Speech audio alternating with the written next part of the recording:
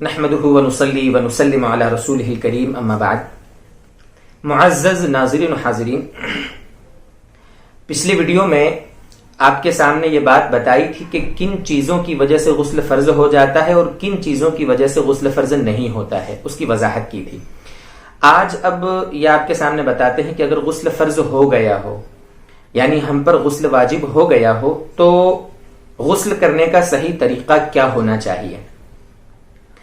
دیکھیے، غسل کرنے سے پہلے سب سے پہلے نیت کرنا چاہیے. علماء نے لکھا ہے کہ اللہ کی خوشنودی کی نیت ہو، اللہ کو راضی کرنے کی، یا پاکی کی نیت ہو کہ اللہ تعالیٰ میں جو یہ غسل کر رہا ہوں یہ پاکی کی نیت سے میں غسل کر رہا ہوں.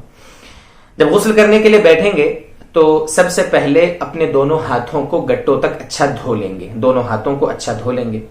دونوں ہاتھوں کو دھونے کے بعد چھوٹی بڑی استنجا کریں گے، یعنی جو ہماری ناپاکی کی جگہیں ہیں آگے پیچھے کی، اچھے سے ان کو دھو لیں گے.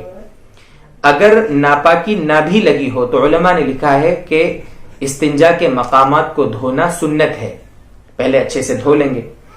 اس کے بعد وضو کریں گے مکمل. جو ہم نماز کے لیے وضو بناتے ہیں وہ پورا ہم وضو بنائیں گے. اگر ایسی جگہ میں بیٹھے ہیں کہ جہاں پیروں میں پانی جم رہا ہو، اکٹھا ہو رہا ہو، تو پیر نہیں دھوئیں گے، پورا وضو بنا لیں گے اور پیروں کو پھر غسل کمپلیٹ ہو جانے کے بعد پھر اخیر میں دھو لیں گے. اور اگر غسل خانہ پکا ہے، جیسا کہ عام طور پر آج کل پکے غسل خانے ہوتے ہیں، نیچے فرش لگا ہوتا ہے، تو پیر بھی آپ دھو لیں، یعنی مکمل وضو بنا لیں. وضو بنانے میں ایک چیز کا اچھے سے دھیان رکھیں کہ کلی اچھی کریں وضو بنانے میں، اور ناک میں پانی اچھی طرح ڈالیں. اس لیے کہ غسل میں 3 چیزیں جو فرض ہیں ان میں ایک یہ بھی ہے کہ کلی کرنا، اور دوسرا ہے ناک میں پانی ڈالنا. کلی کرنے میں کوئی غرغرہ کرنا بھی بول دیتے ہیں، کیونکہ زیادہ اچھی کلی کرنے کو ہی غرارہ کرنا بولتے ہیں. تو اگر روزہ ہے تو احتیاط کرنا چاہیے تاکہ حلق میں پانی نہ چلا جائے. روزہ اگر نہیں ہے تو اچھے سے پورے منہ میں غرارے کے ساتھ کلی کر لینی چاہیے، اور اس کے بعد پھر ناک میں پانی ڈالنا تو ہے ہی ہے، اور پھر پورے بدن پہ پانی ڈالنے کا جو مسئلہ ہے. بہرحال تو وضو مکمل بنانا ہے. وضو مکمل بنانے کے بعد پھر ہمیں سب سے پہلے اپنے سر پر پانی ڈالنا ہے.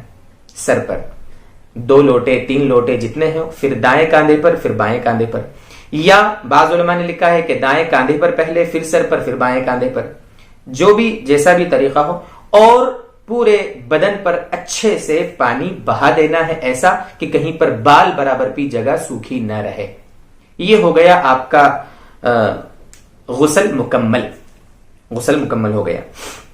اب دیکھیے، اس میں غسل کرتے وقت ایک چیز کا دھیان رکھنا ہے کہ جو ایسے مقامات ہیں جہاں تک پانی پہنچنے کا یعنی نہ پہنچنے کا خطرہ رہتا ہے، دونوں، جیسے یہ ہماری انگلیوں کے اندر کے حصے ہیں، یا کوہنی ہے، کوہنی کے اندر کا حصہ ہے، دونوں ران ہیں، دونوں گھٹنوں کے اندر کا حصہ ہے، دونوں پیروں کی انگلیاں ہیں، تو جہاں پانی کے پہنچنے کا یعنی ایسا لگتا ہے کہ نہیں پہنچا ہوگا تو ان مقامات کو اچھے سے دھونا ہے. اس کا دھیان رکھنا ہے. اچھا، ایک چیز یہ ہے کہ جب غسل کر رہے ہوں، چاہے ہم ناپاک ہوں، غسل کر رہے ہیں، کچھ قطرے ہمارے بدن سے لگ کر وہ واپس بالٹی میں گرتے ہیں. جس برتن میں پانی ہے ہم نے لیا ہے نہانے کے لیے، تو اس کی وجہ سے کوئی مسئلہ نہیں ہے. ہمارا بدن اگرچہ ابھی غسل کرنے سے پہلے ناپاک ہے، لیکن اگر ہمارے بدن سے مس ہو کر اگر قطرے پانی میں گرتے ہیں تو پانی ناپاک نہیں ہوتا، چونکہ وہ ناپاک حکمن ہے ہمارا جسم، حقیقتاً نہیں. ہاں، اگر ہمارے جسم پر ناپاکی لگی اور وہ برتن میں گر گئی تو پھر وہ تو پانی ناپاک ہو جائے گا، وہ الگ مسئلہ ہے. ویسے جو ہمارا استعمال شدہ پانی، اس کے قطرے اگر کچھ پانی میں گرتے ہیں تو اس کی وجہ سے وہ پانی ناپاک نہیں ہوتا ہے. اچھا، اس میں ایک چیز ہے، عورتیں اگر بالوں کا اچھا جوڑا باندھی ہوئی ہے، یعنی چوٹی مضبوط بندھی ہوئی ہے، تو پورا ان کو کھول کر پھر یعنی پانی پورے بالوں تک پہنچانا یہ ضروری نہیں ہے. ہاں، بالوں کی جڑوں تک پانی پہنچ جائے گا، چاہے جوڑے میں اندر پانی نہ پہنچے تو بھی کوئی حرج نہیں ہے. اندر جو بال ہیں جہاں اگتے ہیں وہ پوری کھال اندر گیلی ہو جانی چاہیے. یہ عورتوں کے لیے شریعت نے اجازت دی ہے، گنجائش دی ہے. مردوں کے لیے حکم نہیں ہے. مردوں کو تو پورے بال کھول کر پورے بالوں میں اندر پانی پہنچانا ضروری ہے، اگر کسی کے بڑے بال ہو تو اس کے لیے مسئلہ ہے. اسی طریقے سے آپ نے جو یہ غسل کیا ہے، مکمل آپ کا غسل ہو گیا، آپ پاک ہو گئے. اب غسل کرنے کے بعد آپ اسی غسل سے جو چاہے عبادت کریں، نماز پڑھیں، آپ قرآن پڑھیں، جو چاہے کریں. اس غسل کے بعد آپ کو عبادت کرنے کے لیے الگ سے وضو بنانے کی ضرورت نہیں ہے. بہت سے لوگ یہ سمجھتے ہیں کہ غسل کیا ہے تو نماز پڑھنے کے لیے اب وضو بنانا پڑے گا الگ سے، تب نماز پڑھوں گا میں. ایسا نہیں ہے.